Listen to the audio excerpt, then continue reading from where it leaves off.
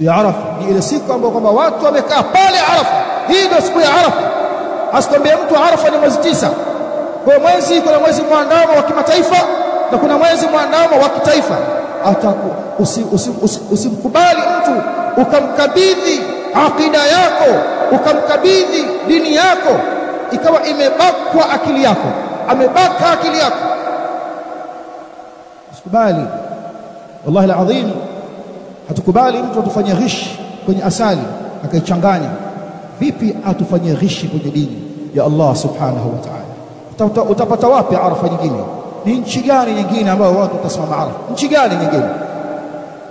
Kwa hiyo ndio maana wakasema baadhi ya ilmu, huenda watu wakafumba macho kwenye mwezi muandamo wa Eid al-Fitr, lakini haiyumkiniki kwenye ibada ya Eid al-Adha.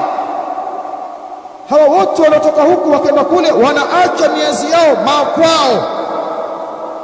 Wote wanatoka mahujaji, wanatoka Tanzania, wanatoka Kongo, wanatoka Msumbiji, wanaacha miezi yao miandamo makwao, wanakwenda na mwezi muandamo wa kule.